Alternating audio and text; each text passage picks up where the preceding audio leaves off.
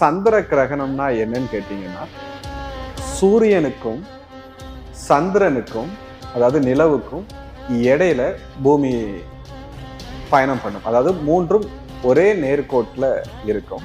அப்படி நேர்கோட்டுல இருக்கும்போது பூமியோட நிழல் சந்திரன் அதாவது நிலவு மேலாக முழுவதுமாக மறைப்பதனால, நிலவுடைய ஒட்டுமொத்த இருள் சூழ்வதனால அதை சந்திர கிரகணம் அப்படின்னு நம்ம சொல்றோம்.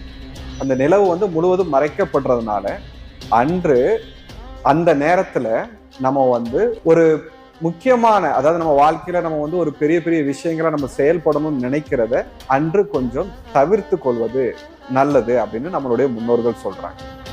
ஏன் அப்படி சொல்றாங்கன்னா, பூமியோடைய நிழல் சந்திரன் மேல படுது, சந்திரனுடைய ஆகர்ஷணம் பூமிக்கு குறைவாக இருக்கிறதுனால அன்று நல்ல விஷயங்களை கொஞ்சம் அவாய்ட் பண்ணுங்க அப்படின்னு நம்மளுடைய முன்னோர்கள் சொல்றாங்க. அதனால தான் அந்த ஆகர்ஷண சக்தி இந்த பூமியில இல்லாதனால தான் கோவில்களை அன்று சந்திரகிரகணம் முழுவதாக பிடிக்கக்கூடிய நேரக்கட்டத்துல அடைத்து வைக்கிறது, மூடி வைக்கிறதா ஒரு வழக்கமா வச்சிருக்கிறாங்க. இந்த நேரத்துல நம்ம கோவிலுக்கு போகாம இருக்கலாம், ஆனா தனிப்பட்ட முறையில தியானம் செய்யக்கூடியவர்களுக்கு அது நல்ல நாள் தான்.